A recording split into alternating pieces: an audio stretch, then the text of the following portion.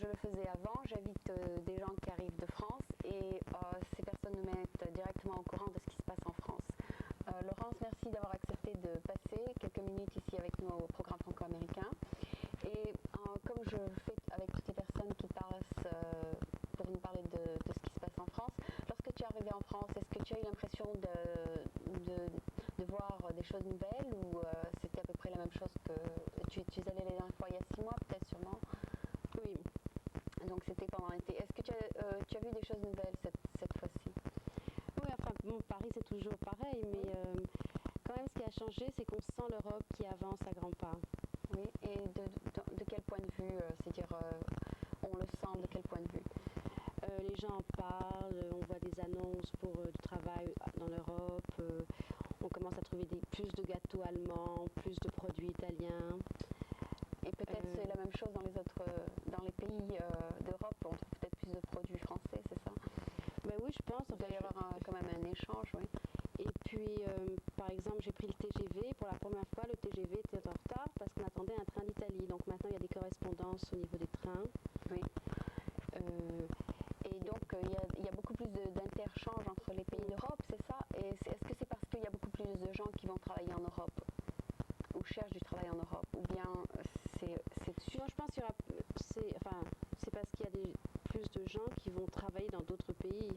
D'accord. Donc maintenant, on voit beaucoup d'annonces pour les écoles de langue. Les gens veulent apprendre peut-être l'allemand pour pouvoir aller travailler peut-être un jour en Allemagne, c'est ça? Et même dans les universités, les programmes changent et sont plus européens. D'accord. Et maintenant, la Sorbonne, par exemple, va faire un programme, comme il y a aux États-Unis, 1 an, la 3e année, on peut la passer à l'étranger. D'accord, c'est un programme, disons, international, un programme d'échange. Ce qu'ils n'avaient pas avant. Donc ils vont accepter le fait qu'une personne va dans un pays étranger et compte ça comme credit. Ce que les Américains ont depuis très longtemps et en fait en France c'est tout nouveau. C'était pas accepté, c'était accepté comme expérience personnelle. Oui, tu perdais 1 an. Voilà, c'est ça, si tu voulais avoir une expérience personnelle, mais ça comptait pas pour avoir une licence par exemple. Voilà. Ok, et du point de vue climat français, est-ce il faisait très froid d'abord peut-être? Oui, au début il faisait très froid, j'avais plus l'habitude, donc j'étais surprise. Parce qu'il fait jamais froid comme ça à San Francisco. Oui. Et puis autrement, Paris c'est toujours gris, avec surtout cette lumière grise. Oui. Est-ce qu'il a neigé peut-être? Non, malheureusement il n'a pas neigé, d'habitude il neige, mais... Ah donc c'était un hiver doux quoi. Oui. Et tu dis que tu as remarqué peut-être des changements dans les rues. Qu'est-ce que tu as remarqué dans les rues? Ben aussi on prépare le bicentenaire de la Révolution, donc les monuments sont nettoyés, illuminés. Et puis maintenant, j'ai vu la pyramide qu'a fait construire Mitterrand. Oui. Et c'est différent, quoi. Qu'est-ce que c'est comme pyramide? C'est un monument? Oui, c'est dans la cour du Louvre, la cour carrée du Louvre. Oui, il y a une pyramide. Il y a une pyramide de verre. D'accord. Qui a été construite. Alors, le jour, c'est très joli, ça fait comme un diamant. Ah, d'accord. Ça change quoi du Louvre, mais c'est très joli. La nuit, moi j'ai trouvé ça un peu dommage parce qu'on voit les morceaux de fer à l'intérieur. Ah d'accord. Et donc c'est moins joli. Oui, et ça doit enlever le charme au Louvre parce que le Louvre c'est un monument ancien et cette pyramide doit être un monument moderne, c'est ça? Oui. Mais oui, moi je trouve que c'est dommage, mais bon c'est aussi ça l'histoire. Chaque fois chacun a des monuments. En 3000, ça semblera. Donc maintenant c'est un mélange quoi. Et qu'est-ce qu'ils ont mis dans cette pyramide? Rien. Rien. C'est juste une pyramide de verre. De verre. Voilà. Qui pour décorer quoi. Et autrement. Qui c'est qui a eu l'idée de cette horrible? Je crois que c'est Mitterrand qui a fait cette pyramide. Et autrement tous les monuments. Ça l'a inspiré quand il est venu voir San Francisco, il y avait la pyramide.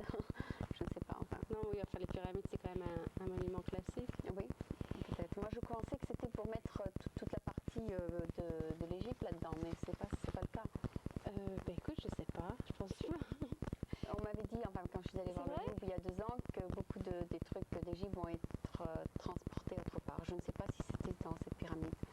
Ah d'accord, non, parce qu'autrement, tout le Louvre, pour l'instant il y a beaucoup de bureaux qui sont dans le Louvre et tous les bureaux vont être évités pour remplacer. Et donc le musée va s'agrandir beaucoup. Oui, déjà il était assez grand, il faut 8 jours pour le visiter, maintenant il faudra 10, c'est ça? Oui, les choses seront mieux installées, je pense. Oui, peut-être la partie qui intéressera le touriste, par exemple si on est intéressé besoin de visiter toutes les autres parties. Enfin, c'est une question de goût. Mais du point de vue climat social, est-ce que le chômage a un peu diminué? Ça, je sais pas. J'ai trouvé que les gens étaient moins pessimistes qu'avant. Est-ce qu'ils sont toujours aussi politiques? Oui, bien sûr. Mais il y a encore beaucoup de gens sans abri. Est-ce que ces gens sans abri, c'est quelque chose qui n'existait pas avant, c'est ça? Moi, je me souviens, il y a 6 ans, il y en avait très peu. Et maintenant, tu vois des gens qui habitent dans la rue. Oui, ou dans le métro, et qui ont dû sortir du système. Et est-ce que le gouvernement s'en occupe de ces gens-là? Oui, mais bon, pas assez, parce qu'ils sont encore dans la rue. Non, mais avant, il y avait que dès qu'on trouvait quelqu'un dans la rue, on le ramassait, on ne le laissait pas dans la rue. Ah oui, non, c'est ça. C'est pas des gens morts dans la rue, mais non, quand je veux dire, on les ramassait, on s'en occupait, on les emmenait tout de suite voir une assistante sociale et on s'en occupait de les placer. Moi, si tu veux, j'ai vu beaucoup de gens dans le métro et visiblement, ils n'ont pas assez d'argent et pas assez d'aide pour être ailleurs que dans le métro. Et c'est pas par choix personnel. Parce qu'il y a des gens qui sont par choix. Enfin, non, il y a beaucoup de gens vraiment qui veulent vivre dehors, mais je pense qu'à Paris, il fait trop froid pour pouvoir prendre ça sérieusement, cet argument sérieusement. Mais, non, bien sûr, il y a des gens qui refusent d'entrer dans la société, mais en ce moment, à Paris, il y a beaucoup de gens qui n'ont pas le choix. Je pense qu'un problème à la France, c'est que non seulement ils copient les bons aspects des Américains, mais aussi des fois ils copient les mauvais aspects des Américains.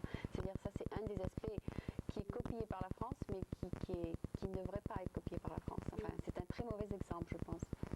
Je ne sais pas comment ça se fait, mais effectivement, il y a des gens qui, comme ça, ont été licenciés et n'ont pas pu se retourner et se sont retrouvés mais avant, on s'en occupait un peu plus, peut-être. Oui, je pense que maintenant, il y en a plus et que... Okay. Et le taux de chômage est à combien en ce moment? Aline, je ne sais pas. Tu ne sais pas, c'est à peu près 12% peut-être? Non, je sais pas. Par contre, c'est vrai que les Français, à mon avis, deviennent de plus en plus américains. C'est ce qui m'a frappé. Il y a de plus en plus d'endroits où manger des hamburgers. Oui, ça, j'aime pas tellement parce que j'ai trouvé que les hamburgers n'avaient pas le même goût d'abord. Et en plus, je trouve que ça a enlevé le charme à la France. Et puis, les gens travaillent plus qu'avant, deviennent plus préoccupés par leur carrière. Est-ce qu'ils prennent toujours 2 heures de déjeuner? Oui, bien sûr. Ils n'ont pas changé ça. Ici, c'est toujours 15 minutes de déjeuner, puis on se remet au travail. Mais là-bas, c'est toujours 2 heures. Ah non, c'est toujours de longs déjeuners. Et puis aussi, s'il y a de nouveau, enfin, c'est pas vraiment nouveau, mais le Minitel. Oui. Alors, c'est une espèce d'ordinateur et on peut tout avoir par Minitel et c'est vraiment incroyable. Ah bon? Et tout le monde l'a? Alors, presque tout le monde, enfin, beaucoup de gens l'ont. Et puis, tu peux commander tes billets de train, tu peux faire tes courses, tu peux... Bon, il y a aussi les services de messagerie. Est-ce que c'est cher d'utiliser le Minitel? Par exemple, pour faire une réservation de train, ça te coûte entre 5 et 10 francs. Oui, c'est pas mauvais. Enfin, ça t'évite de prendre le métro vers la gare, ça t'évite le temps. Et tu mets 3 minutes pour tout faire. Donc, c'est assez cher, mais en fait, c'est vraiment rentable. Ça vaut le coup, oui. Moi, je pense que ça vaut le coup. Surtout si on doit faire les courses. Il paraît qu'on peut faire nos courses par Minitel en ce moment. C'est-à-dire, on peut commander la viande. Voilà, tu peux faire tes courses. Et puis aussi, tu peux t'en servir comme annuaire. Donc, tu peux trouver un numéro de téléphone sur toute la France. Ah, d'accord. Donc, tu n'as pas à avoir 12 volumes, 40, tous les volumes. Tu as ton petit Minitel, tu as ton Minitel et tu as tout. Et ça marche. Et ça marche. Ouais. Et donc, tu n'as pas besoin d'appeler le 411 comme ici et puis passer par un ordinateur. Non, ça marche vraiment. Tant mieux. Bon, on nous dit là qu'on est presque à la fin du segment. Donc, en général, ta visite s'est bien passée? Ah oui. C'était une visite de touriste. Enfin, c'était pas une visite pour travailler ou pour étudier, c'est ça? J'ai un peu regardé les possibilités d'Europe. Oui. Mais c'est surtout une visite comme ça, famille, bon dîner. Tant mieux.